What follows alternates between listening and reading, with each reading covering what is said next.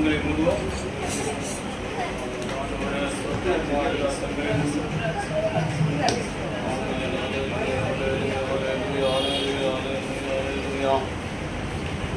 நன்றி ஆண்டவரே, தகப்பனே, இந்த மகிழ்ச்சியான நாட்களிலே நிற்கிறது அப்பா. உங்களுடைய கிருபை, உங்களுடைய தயவு, உங்களுடைய இரக்கராஜா ஆண்டவரே, உங்க நன்றியோடு துதிக்கிறோம் ஆண்டவரே. அப்பா சோத்திரம், உடைய பரிசுத்த ஆலயத்திலே ஆண்டவரே இதோ தங்கி தரிப்பித்து ஆண்டவரே உண்மை கத்தாவே நினைக்கும்படியா உண்மை துதிக்கும்படியா வந்திருக்கிற பிள்ளைகளை பிதா குமாரன் பரிசுத்த ஆவி நாமத்தினாலே வாழ்த்தி ஆசீர்வதிக்கிற ராஜா. ஆண்டவரே, கடந்த வாரங்களில் பேசினது போல இந்த தகப்பனை 6 நாட்களை பத்திரப்படுத்தி பாதுகாத்தீர் ராஜா.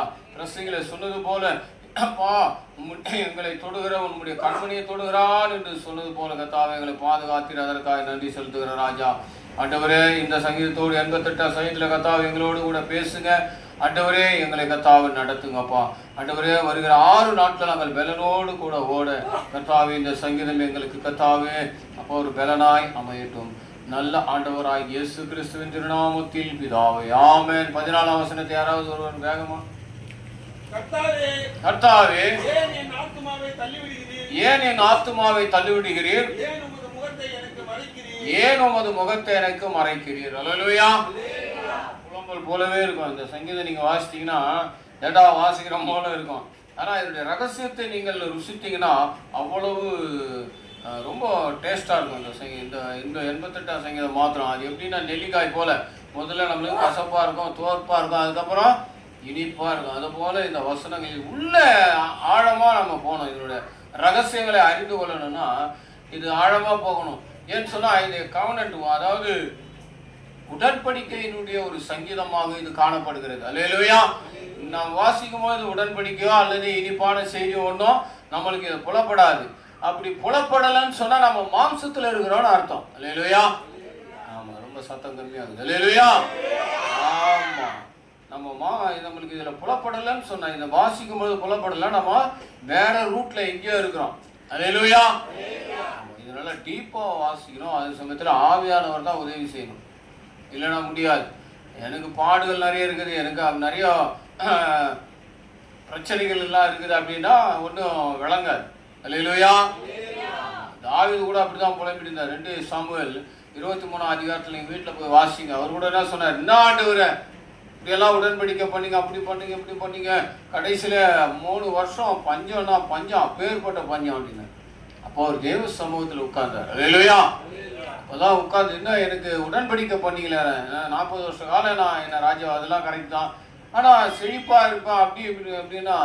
அப்போ ஆண்டவர் அவருடைய சமூகத்தில் தாவீது போய் உட்கார்ந்து தன்னை தாழ்த்தி சாஸ்தாங்கமாக விழுந்து நீங்கள் சொன்னாதான் நான் எழுந்திருப்பேன் அப்படின்னு உட்கார்ந்து போது தான் சொன்னார்.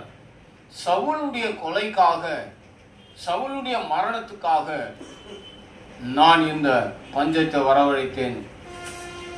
அப்போ அங்க ஒரு புத்திரரை சொல்லுவார், கிபியோனர்களை நீங்க பழி வாங்கிட்டீங்க, அதனால தான் இந்த பஞ்சம் உங்களுக்கு அப்படின்னு சொல்லுவார். அப்போ இதுல மறைந்திருக்கிற சங்கீத வார்த்தை நீங்க நல்லா கவனிச்சீங்கன்னா, கர்த்தாவே ஏன் என் ஆத்துமாவை தள்ளிவிடுகிறீர்? தேவன் ஒருபோதும் ஆத்துமாவை தள்ளிவிடுகிறவரால், ஆத்துமாக்களுக்காகத்தான் இவ்வளவு நம்ம இங்க நிக்கிறோம், இல்லைன்னா இல்லை. நம்ம ஆத்துமாவை அவர் எடுத்து அட போட மனுஷன் பாவம் பண்ணிட்டாங்க, இனி இவ்வளோ கூட என்ன இதை விட பெரிய வேற ஒரு சிருஷ்டி பண்ணிக்கலாம், ஒரு யானையோ பூனையோ குதிரையோ கழுவி இப்படி பண்ணிக்கலான்னு பண்ணல. அல்லேலூயா. ஏதோ பெரிய விக்கிரகமா மாத்திடலாம், நம்மளை வணங்குற மாதிரி பண்ணலாம், அப்படியெல்லாம் கிடையாது. ஆத்துமாவில அவர் ரொம்ப ஆத்துமாவோடு ரொம்ப பிரியப்படுகிறார் தேவன். அதனாலதான் அவர் சொன்னான், என் ஆத்துமாவை ஏன் தள்ளி விடுகிறீர்? ஏன் உமது முகத்தை எனக்கு மறைக்கிறீர்? இப்போ நீங்க நல்லா வேத வாசிக்கிறீர்கள் தான், முகம்ன்றது இந்த இடத்துல ஆவியானவரை குறிக்கிறது. அல்லேலூயா. ஏன்னு சொன்னா மோசேனுடைய காலத்தில் நாம் பார்க்கிறோம், மோசே என்ன சொன்னார்? அப்பா நான் உம்மை பார்க்கணும் ஆண்டவரே அப்படின்றார். அப்போ மோசேக்கு ஆண்டவரே என்னை பார்த்தவன் எவனோ உயிரோடு இருந்ததில்லை, பார்க்க முடியாது தேவனே. அல்லேலூயா. நிறைய ஊழியக்காரன் பழைய ஏற்பாடு காலத்தின் பிரகாரம் இன்னைக்கும் தேவனை முகமுகமாய் தரிசித்தான் அப்படின்னு பார்க்கணும்னா அதுக்கு தான் தேவ சாயலாக மனித உருவில வந்தவர் ஆண்டவராக இயேசு கிறிஸ்துவ மாத்திரம்தான் நம்ம பார்க்க முடியும். அல்லேலூயா. பிதாவாகிய தேவனை யாராலும் காணக்கூட முடியாது, யாராலும் பார்க்க முடியாது. அல்லேலூயா. ஏசப்பாவை தவிர வேற யாரும் அவரை பார்க்க முடியாது. அப்ப இங்க என்ன சொல்றேன்னா, ஏன் உமது முகத்தை எனக்கு மறைத்தீர்? அப்போ பிதாவான தேவன் தான் அந்த காலத்துல இருக்காது, பழைய ஏற்பாடு இல்லையா? சங்கீதம். அப்போ ஏன் முகத்தை மறைத்துன்னு சொன்னா, ஏன்பா உங்களுடைய ஆவி என் மேல இருந்து உங்களுடைய உடன்படிக்கை என்ன என் மேல இருந்து எடுத்து போட்டீங்க. அல்லேலூயா. அப்போ உடன்படிக்கை மாறாதது. அல்லேலூயா. உடன்படிக்கைன்னு சொன்னா இன்னைக்கும் இஸ்ரவேல் கோத்திரத்தார்ல ஒரு சில பாரம்பரியத்தை கை கொண்டு வருகிறார். நல்லா கவனிக்கணும், சின்ன பிள்ளைகள் நல்லா கவனிங்க. இந்த பாரம்பரியத்தினால இன்னமும் இஸ்ரவேல் ஜனங்கள் அப்படியே இருக்கிறாங்க. என்ன பாரம்பரியம்னா, ஒருத்தரோட ஒருத்தர் ஒப்பந்தம் பண்றாங்கன்னா, நீங்க ஆதி ஆமத்தில் நீங்க வாசிங்கன்னா ஆபிரகாம் என்ன பண்ணுவான், துறவு வெட்டும் போதும் பிரச்சனை வரும். அப்போ ஆட்டை வெட்டி உடன்படிக்கை பண்ணி அவங்க 2 பேரும் பந்தி 2 பேரும் சாப்பிடுவாங்க, சாப்பிட்டு போயிடுவாங்க. அத மாதிரி பிரச்சனைகள் போராட்டம் வரும் பொழுது 7 திராட்சை கொடிகளை வெட்டி ஒரு பள்ளம் வெட்டி அதில் போட்டு கொஞ்சம் உப்பு போட்டு மூடிடுவான். அது பாரம்பரியமா அவங்க செஞ்சு வர நிறைய மூட பழக்க வழக்கங்கள் இன்னமும் அங்க இருக்குது. இயேசு கிறிஸ்து நம்முடைய தெய்வம் வந்ததுக்கு அப்புறம் அந்த மூட பழக்கங்கள்லாம் மாறி போச்சுன்னு அவரே சொல்லிட்டாரு. ஏன் இது கல்லர் கொய்கை ஆக்கினீங்கன்றார். அல்லேலூயா. ஆனா இவங்க அதே பாரம்பரியத்துல இருக்கிறாங்க. அதனாலதான் அவங்க புலம்பி அப்படி சொல்றான், ஏன்பா என் முகத்தை மறைச்சேன். உடன்படிக்கை என்கிறது அது மாறாதது. இஸ்ரவேல் ஜனங்கள் எதுக்கு சொல்றேன்னா, உடன்படிக்கை பண்ணிட்டாருன்னா அது மாறாதது. அல்லேலூயா. உங்களை நான் உள்ளங்கையில வரைந்திருக்கிறேன்னா வரைந்திருக்கிறார். அது அப்படியே நீ முழு நிச்சயமா நம்பணும். நான் உன்னை விட்டு விலகுவதும் இல்லை, உன்னை கைவிடுவதில்லைன்னா அது அப்படியே நடக்கும். அதுதான் உண்மை. அல்லேலூயா. பாட்டெல்லாம் நல்லா உற்சாகமா தான் பாடணும். நெருப்புல வந்தாலும் எங்களுக்கு சேதம் இல்லை, நெருப்புல வந்தாலும் முழுகி போவதில்லைன்னு. ஆனா அதை அபியாசப்படுத்துகிறோமா நம்ம வாழ்க்கையில கிடையாது. அதுதான் இன்னைக்கு நம்ம கிறிஸ்துவம் மெதுவா வளர்கிறது, ஆனா ஸ்ட்ராங்கா வளர்கிறது. அல்லேலூயா. இஸ்ரவேல் கோத்திரத்துல இன்னைக்கு இருக்கிற மூட பழக்க வழக்கம் நிறைய இருக்குது. அதுல உடன்படிக்கை என்பது அவங்க ரொம்ப உறுதியா இருப்பாங்க. உடன்படிக்கைனா ஆண்டவர் மேல ஒரு பற்று இருக்குதா, அந்த விட்டு விலகவே மாட்டாங்க. அல்லேலூயா. ஒரு உடன்படிக்கை உங்களுக்கு சொல்றேன். உப்பு, இது உப்பு, இது ஒரு பெரிய சப்ஜெக்ட். இது ஒரு 3-4 மாசம் பேசலாம் உப்பு குறித்து. உங்களுக்கு ஒரே ஒரு உதாரணம் மாத்திரம் சொல்றேன். ஒரு ஊழியக்காரமா எங்களுக்கு சொல்லி கொடுத்து சொல்றேன். இப்போ 2 பிள்ளைங்க இருக்கிற 2 பேரும் உடன்படிக்கை பண்றேன். இந்த அம்மா என்ன பண்றா, கொஞ்சம் உப்பு கையில் எடுத்துப்பாங்க. இது இஸ்ரவேல்ல காணப்படுகிற இன்றைக்கும் இருக்கிறது. அந்த அம்மா கொஞ்சம் இன்னொரு ஆப்போனட்ல இருக்கிற பிரதிவாதி வாதி 2 பேரும் ஆளு கொஞ்சம் உப்பு எடுத்து ஒரு டப்பால போடுவாங்க, தண்ணி உள்ள பாத்திரத்துல. இப்போ உடன்படி நீ சொன்னதை நான் ஏத்துக்கிறேன், நீ சொன்னதை நான் சொன்னதை நீ ஏத்துக்கணும், ஓகேவா? நியாயாதிபதி ஒருத்தர் இருப்பார், ரைட் போடுங்க அப்படின்னாரு, உப்பை போட்டுங்க. அப்போ நியாயாதிபதி சொல்லுவார், இப்போ நீங்க உங்க உடன்படிக்கை போட்டீங்க, இது மீறக்கூடாது அப்படின்னா அவங்க கரெக்டா இருக்கிறாங்களான்னா அப்ப நியாயாதிபதி கரெக்டா பார்ப்பாரு. அவங்களுக்குள்ள சஞ்சலமோ வருத்தமோ ஒருவேளை நிறைவேற்ற முடியுமா முடியாதான்னு ஒரு மாதிரி தயக்கம் இருந்ததுன்னா, அப்படின்னா நீ உப்பை எடுத்துக்குமா, அதுல எடுக்க முடியுமா? முடியாது. அப்போ மாறாததுதான் உடன்படிக்கை. அல்லேலூயா. அப்போ கர்த்தர் இங்க இந்த மனுஷனுக்கு உடன்படிக்கை பண்ணி இருக்கிறார். பழைய பாட்டு காலத்துல ஆதி ஆகமத்திலிருந்து இந்த சங்கீதம் வரல நீங்க படிச்சு எத்தனையோ உடன்படிக்கை, ஆனா ஒரு உடன்படிக்கை கூட அது மாறாமல் அப்படியே நிறைவேறுகிறது. அல்லேலூயா. யோனாவின் புஸ்தகம் 4ஆம் அதிகாரம் 2ஆம் வசனம் யாராவது வாசிங்களேன், சீக்கிரம் முடிக்கலாம். யூதாவை விட்டு மறுபடியும் கலிலேயாவுக்கு போனார்கள். அவர் சமரியா நாட்டின் வழியாய் போவேன். ஐயா யோனாயா கர்த்தரை நோக்கி விண்ணப்பம் பண்ணி, கர்த்தாவே நான் என் தேசத்தில் இருக்கும் பொழுது நான் இதை சொல்லவில்லையா? இது நிமித்தமே நான் முன்னமே தர்சிக்கு ஓடி போனேன்.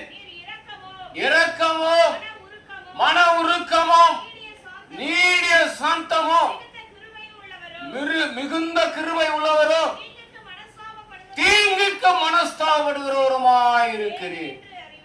ஆமென். அல்லேலூயா. தீங்குக்கு மனஸ்தாபப்படுகிற தேவன் அவர். அல்லேலூயா. இந்த வசனம் எதுக்கு இங்க சொல்றேன்னு சொன்னா, இங்க பாருங்க, இவர் தன்னுடைய ஆத்மாவை குறித்து அவர் ரொம்ப அழகா சொல்றாரு பாருங்க. என் ஆத்மாவை தள்ளிவிடு. ஆண்டவர் ஒருபோதும் தள்ளி விடுறதில்ல.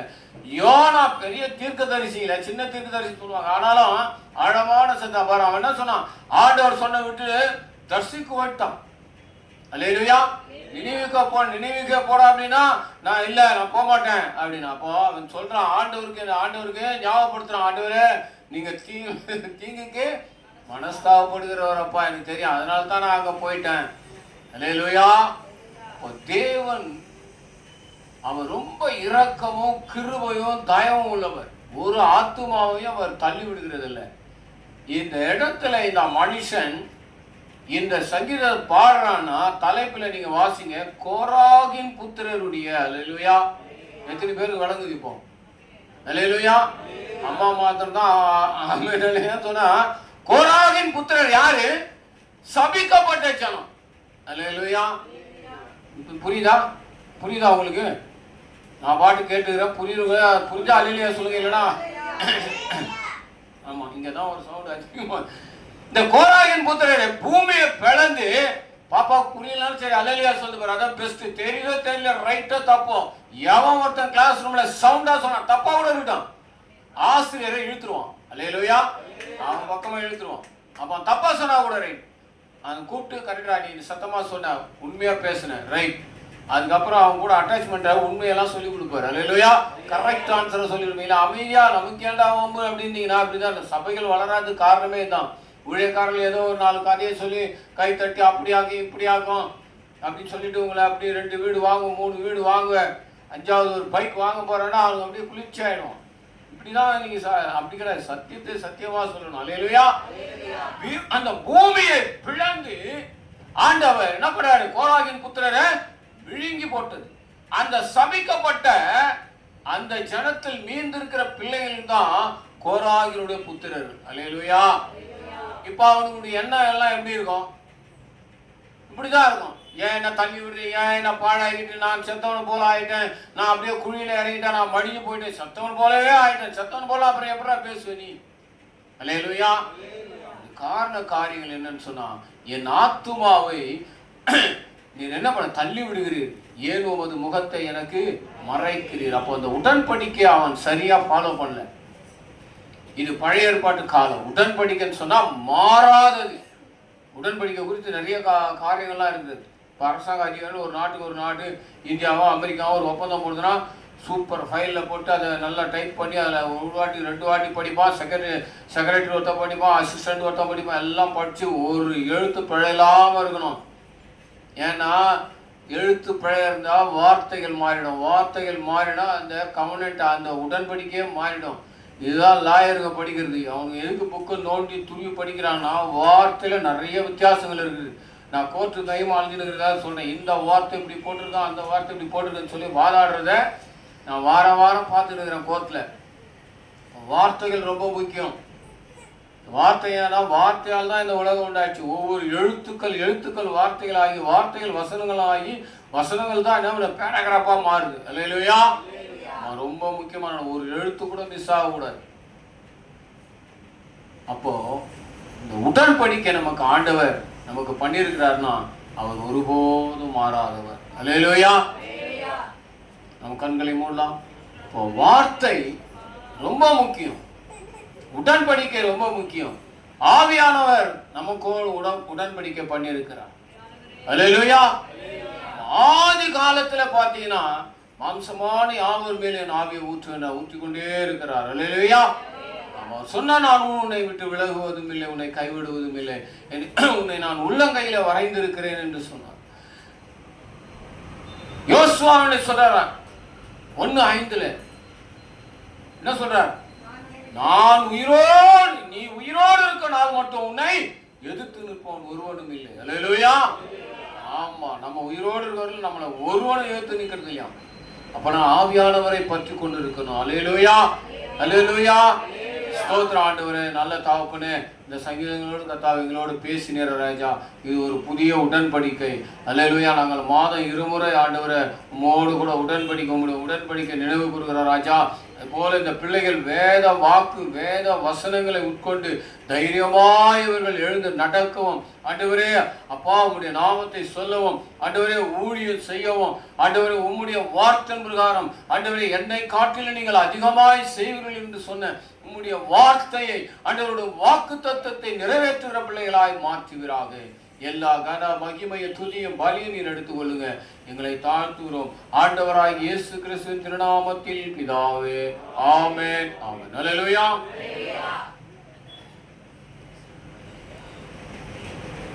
Praise the Lord.